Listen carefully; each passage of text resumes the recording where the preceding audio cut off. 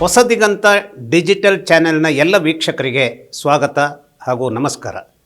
ಇಂದು ಭಾರತೀಯ ಪರಂಪರೆಯಲ್ಲಿ ನಾವು ಮಹಿಳೆಯರಿಗೆ ಕೊಡುವಂತಹ ಒಂದು ಗೌರವ ಏನಿದೆ, ಇದು ಬಹಳ ಅದ್ಭುತವಾದದ್ದು ಮತ್ತು ಅರ್ಥಪೂರ್ಣವಾದದ್ದು.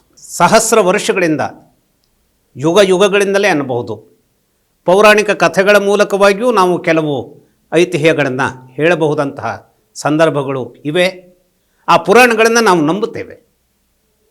ಪುರಾಣಗಳನ್ನು, ಇತಿಹಾಸವನ್ನು ನಂಬಿಯೇ ಭಾರತೀಯ ಜ್ಯೋತಿಷ್ಯ ವಿಜ್ಞಾನ ಈ ಒಂದು ಮಹಿಳೆಯರನ್ನು ನಾವು ಗೌರವಿಸಬೇಕು, ಆದರದಿಂದ ಕಾಣಬೇಕು, ಅವರ ಮೇಲೆ ನಡೆಯಬಹುದಾದ ದೌರ್ಜನ್ಯಗಳು ನಮ್ಮನ್ನು ಯಾವ ರೀತಿಯಲ್ಲಿ ಗಂಡಾಂತರದ ಒಂದು ಸುಳಿಗೆ ಸಿಲುಕಿಸಬಹುದು ಎನ್ನುವಂತಹದ್ದನ್ನು ಬರೀ ಇದು ಮೇಷರಾಶಿಯವರಿಗೋ, ವೃಷಭ ರಾಶಿಯವರಿಗೋ, ಮಿಥುನ ರಾಶಿಯವರಿಗೋ ಅಲ್ಲ, ಮೇಷದಿಂದ ಮೀನರಾಶಿಯ ಎಲ್ಲ ಜನರಿಗೂ ಕೂಡ ಯಾವ ಕಾರಣಕ್ಕಾಗಿ ಮಹಿಳೆಯರ ಸಂಬಂಧವಾದಂತಹ ಅಸಮತೋಲನ ಅಥವಾ ಯಾವುದೋ ಒಂದು ರೀತಿಯ ದಾರುಣ ಸ್ಥಿತಿ ಎದುರಾಗತ್ತೆ.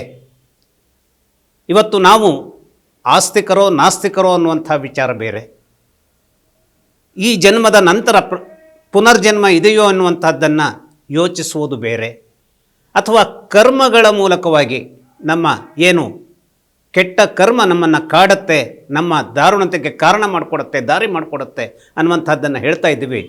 ಇದನ್ನು ಯಾವ ವೈಜ್ಞಾನಿಕ ನೆಲೆಯಲ್ಲಿಯೂ ಪ್ರೂವ್ ಮಾಡಲಿಕ್ಕೆ ಸಾಧ್ಯವಾಗದೆ ಹೋದಂಥ ರೀತಿಯಲ್ಲಿ ಕಷ್ಟಗಳ ಸರಮಾಲೆಯನ್ನು ನಾವು ಅನುಭವಿಸುತ್ತಾ ಇರುವಾಗ, ಇದು ಜನ್ಮ ಜನ್ಮಾಂತರದ ಯಾವುದೋ ಒಂದು ಮೂಲದ ನಮ್ಮ ಸುಶೀಲಕರವಾದಂತಹ ಕೆಲಸಗಳಲ್ಲದರ ಮೂಲಕವಾಗಿ, ಕೆಟ್ಟ ಕೆಲಸಗಳ ಮೂಲಕವಾಗಿ ಹೊಂದುತ್ತಾ ಇರುವಂತಹ ಒಂದು ಪ್ರಾರಬ್ಧ ಅನ್ನುವ ನೆಲೆಯಲ್ಲಿ ನಾವು ಗುರುತಿಸ್ಕೊಡ್ತೇವೆ. ಹಾಗಾದರೆ ನಾವು ಹಿಂದಿನ ಜನ್ಮವನ್ನು ಯಾವ ಪಾಪ ಮಾಡಿದ್ದೇವೆ, ಅದನ್ನು ಈ ಜನ್ಮದಲ್ಲಿ ಯಾಕೆ ಅನುಭವಿಸ್ತಾ ಇದ್ದೇವೆ ಹೇಳುವಂಥದ್ದಕ್ಕೆ ಕೆಲವೊಂದಕ್ಕೆ ನಾವು ಉತ್ತರವನ್ನು ಕೊಡಲಿಕ್ಕೆ ಸಾಧ್ಯವಾಗೋದಿಲ್ಲ. ಯಾಕೆಂದರೆ ಈ ಗ್ರಹಗಳೇ ಹಾಗೆ, ಇನ್ಕ್ಲೂಡಿಂಗ್ ಭೂಮಿ. ಈ ಭೂಮಿಯಲ್ಲಿ ಇರುವಂತಹದ್ದು ಬರೀ ಮಣ್ಣು. ಆದರೆ ಈ ಮಣ್ಣು ಯಾವಾಗ ಹಸಿರನ್ನು ನಳನಡಿಸುವಂತಹ ಗದ್ದೆ ಆಗತ್ತೆ, ತೋಟ ಆಗತ್ತೆ, ಅಥವಾ ಹಣ್ಣಿನ ಒಂದು ತೋಪಾಗತ್ತೆ ಹೇಳುವಂತಹ ವಿಚಾರವನ್ನು ನಾವು ಯೋಚಿಸಬೇಕು.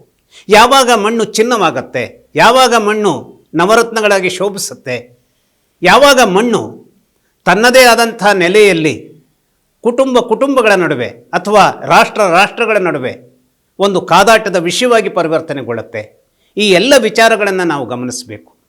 ಇಲ್ಲಿ ಕಾಮ, ಕ್ರೋಧ, ಲೋಭ, ಮೋಹ ಅನ್ನುವಂಥದ್ದು ನಮ್ಮನ್ನು ಕಾಡಿದರೂ ಕೂಡ ಈ ಕಾಮ, ಕ್ರೋಧ, ಲೋಭ, ಮೋಹಗಳು ಯಾಕೆ ನಮ್ಮನ್ನು ಹುಡುಕಿಕೊಂಡು ಬರ್ತವೆ, ಅಥವಾ ಒಬ್ಬ ಕಾಮದಲ್ಲಿ ಕೆಟ್ಟ ಕೆಲಸವನ್ನು ಕಾಮಕ್ಕಾಗಿ, ಅಂದರೆ ಒಂದು ಪರಸ್ತ್ರೀಯನ್ನು ಕೆಟ್ಟ ದೃಷ್ಟಿಯಿಂದ ಕಾಣುವುದರ ಮೂಲಕ ಯಾಕೆ ಆತ ಕೆಟ್ಟ ಕೆಲಸವನ್ನು ಮಾಡಲಿಕ್ಕೆ ಮುಂದಾಗ್ತಾನೆ, ಅಥವಾ ಪರರ ದ್ರವ್ಯಕ್ಕೆ ಯಾಕೆ ಒಬ್ಬ ಮುಂದಾಗ್ತಾನೆ, ಅಥವಾ ಸ್ವಕೀಯರನ್ನು ಪ್ರೀತಿಸೋದರ ಮೂಲಕವಾಗಿ ಆ ಮೋಹಕ್ಕೆ ಯಾಕೆ ಒಳಗಾಗ್ತಾನೆ. ಹಾಗಾದರೆ ಇವೆಲ್ಲವೂ ವ್ಯಕ್ತಿಯಿಂದ ವ್ಯಕ್ತಿಗೆ ಯಾಕೆ ಬೇರೆ ಆಗ್ತಾ ಹೋಗುತ್ತೆ ಅನ್ನುವಂಥದ್ದನ್ನು ನಾವು ಗಮನಿಸಿದಾಗ, ಈ ಭೂಮಿಯ ಸುತ್ತ ನಾವು ಮತ್ತೊಂದು 9 ಗ್ರಹಗಳನ್ನು, ಭೂಮಿಯೂ ಒಂದು ಗ್ರಹವೇ, ಆದರೆ ಜ್ಯೋತಿಷ್ಯದ ಕಾರಣದಲ್ಲಿ ಅದನ್ನು ವಿವರಿಸ್ತಾ ಹೋದರೆ ಅದಕ್ಕೆ ಬೇರೆ ಬೇರೆ ರೀತಿಯಲ್ಲಿ ನಾವು ಕಾರಣಗಳನ್ನು ಹೇಳ್ತಾ ಹೋದರೆ ಹೇಳಿದ್ದನ್ನೇ ಹೇಳುವಂತಹ ಒಂದು ಸ್ವರೂಪದ್ದಾಗತ್ತೆ. ಹಾಗಾಗಿ ನಾನು ಹೇಳುವಂಥದ್ದೇನು, 9 ಗ್ರಹಗಳು ಭೂಮಿಯ ಎಲ್ಲ ವಿಷಯಗಳ ಪಲ್ಲಟನಕ್ಕೆ ಯಾಕೆ ಕಾರಣ ಮಾಡಿಕೊಡುತ್ತೆ. ಮಣ್ಣನ್ನು ಚಿನ್ನವಾಗಿಸತ್ತೆ, ಚಿನ್ನವನ್ನು ಮಣ್ಣಾಗಿಸತ್ತೆ, ಯಾವ ಸಂದರ್ಭದಲ್ಲಿ ಇದಾಗುತ್ತೆ. ಹಾಗಾದರೆ ಇದೇ ಭೂಮಿಯಿಂದ ಬಂದಂತಹ ಸ್ತ್ರೀ, ಇದೇ ಭೂಮಿಯಿಂದ ಬಂದಂತಹ ಪುರುಷ, ಇವರಿಬ್ಬರೂ ಹೊಂದಿಕೊಳ್ಳಲಿಕ್ಕೆ ಆಗದೇ ಹೋದಂತಹ ಒಂದು ಆ ವಿರಸಮಯವಾದಂತಹ ದಾರುಣ ಸ್ಥಿತಿಯನ್ನು ಯಾಕೆ ತಲುಪುತ್ತಾರೆ ಹೇಳುವಂತಹದ್ದನ್ನು ಗಮನಿಸುವಾಗ, ಈ ಸೌಗಂಧನಿ ಆಗಿರತಕ್ಕಂಥ ನಮ್ಮ ಪೃಥ್ವಿ ಏನಿದೆ, ಇದು ಸೌಗಂಧಿನಿ. ಯಾಕೆ ಅಂದರೆ ಮಳೆ ಬಂದಾಗ ಈ ಭೂಮಿಯ ಮೇಲೆ ನೀರು ಬಿದ್ದಾಗ ಒಂದು ರೀತಿಯ ಸುಗಂಧ ಹರಡುತ್ತೆ. ಹಾಗಾಗಿ ಈ ಭೂಮಿ ಯಾವಾಗಲೂ ಸೌಗಂಧಿನಿ ಅನ್ನುವಂತಹ, ಅಂದರೆ ಗಂಧ ಯಾವ ರೀತಿಯಲ್ಲಿ ಒಂದು ಮಧುರವಾದಂತಹ ಪರಿಮಳವನ್ನು ನಮಗೆ ಕೊಡುತ್ತೋ ಆ ರೀತಿಯಲ್ಲಿ ಭೂಮಿಯೂ ಕೂಡ ಕೊಡುತ್ತೆ. ಇಂತಹ ಭೂಮಿ ನಮ್ಮ ಜಗತ್ತಿನಲ್ಲಿ ಇರುವ ಮಹಿಳೆಯರನ್ನು ಸಂಕೇತಿಸ್ತಾಳೆ. ಹಾಗಾದರೆ ಪುರುಷರನ್ನು ಸಂಕೇತಿಸೋದಿಲ್ಲ ಅಂತ ಕೇಳಿದ್ರೆ, ಮಹಿಳೆಯರಿಗಾಗಿಯ ಅನೇಕ ಅವರದ್ದೇ ಆದಂತಹ ಗುಣಧರ್ಮಗಳನ್ನು, ಮೃದುತ್ವವನ್ನು ಅಥವಾ ಚೆಲುವನ್ನು ಅಥವಾ ಇನ್ಯಾವುದೋ ಒಂದು ಸುಹಾಸಕರತೆಯನ್ನು ಅಥವಾ ಇನ್ನೊಂದು ಏನೋ ತಾಳ್ಮೆಯನ್ನು ಪುರುಷನಿಗಿಂತಲೂ ಹೆಚ್ಚಾಗಿ ಅವರಿಗೆ ಕೊಟ್ಟು ಈ ಜಗತ್ತನ್ನು ಸಲುಹುವಂಥ ಒಂದು ಅಮೃತಮಯಾಗುವಂಥ ಚೈತನ್ಯವನ್ನು ಕೊಡೋದ್ರಿಂದ ಹೆಣ್ಣನ್ನು ಮಹಿಳೆಯರನ್ನು ಗೌರವದಿಂದ ನಾವಿವತ್ತು ಭಾರತೀಯ ಸಂದರ್ಭದಲ್ಲಿ ಬಹಳ ಒಳ್ಳೆಯದಾದಂಥ ಮಾತನ್ನು ಹೇಳ್ತೇವೆ. ಯತ್ರ ನಾರ್ಯಸ್ತು ಪೂಜ್ಯಂತೆ ರಮಂತೆ ತತ್ರ ದೇವತಾ.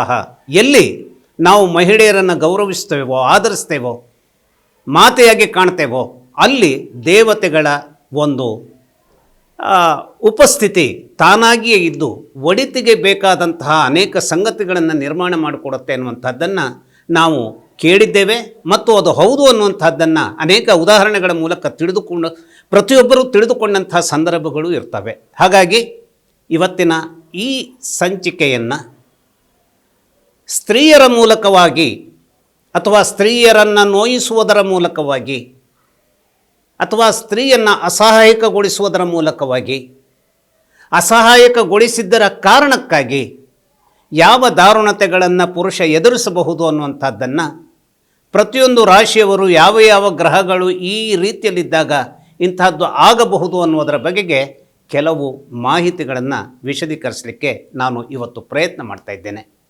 ಇಷ್ಟೇ ಅಲ್ಲ, ಹಾಗಾದರೆ ಸ್ತ್ರೀಯರಿಗೆ ತೊಂದರೆಯೇ ಇಲ್ಲವೋ? ಸ್ತ್ರೀಯರು ಎಲ್ಲ ಸ್ತ್ರೀಯರು ಕೂಡ ಒಳಿತಿನ ಆ ಒಂದು ಚಿಗುರನ್ನು ಚಿಗುರಿಸುವಂತಹ ಒಂದು ದೇವತೆಯಾಗಿರ್ತಾರೋ ಅಂತ ಕೇಳಿದರೆ ಸ್ತ್ರೀಯರಲ್ಲೂ ರಾಕ್ಷಸಿಯರಿದ್ದಾರೆ. ಅಂತಹ ರಾಕ್ಷಸಿಯರಿಗೆ ಗಂಧರ್ವ ದೋಷ ಅನ್ನುವಂಥದ್ದು ಬರುತ್ತೆ. ಇದಕ್ಕೂ ಕೂಡ ನಾನು ಮುಂದಿನ ಕೆಲ ದಿನಗಳ ನಂತರ ನಾನು ಈ ಕುರಿತಾಗಿಯೂ ಕೂಡ ತಿಳಿಸುವಂಥ ಪ್ರಯತ್ನವನ್ನು ಮಾಡ್ತೇನೆ.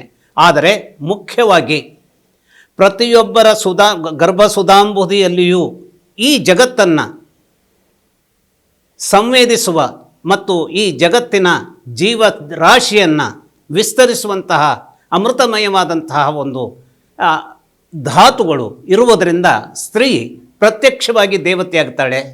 ಹಾಗೂ ಸ್ತ್ರೀಯರು ಎಲ್ಲಿ ಸುಖವಾಗಿದ್ದಾರೋ ಅಲ್ಲಿ ದೇವತೆಯರಿರ್ತಾರೆ. ಆ ದೇವತೆಗಳು ನಮ್ಮನ್ನು ಹರಿಸ್ತಾರೆ.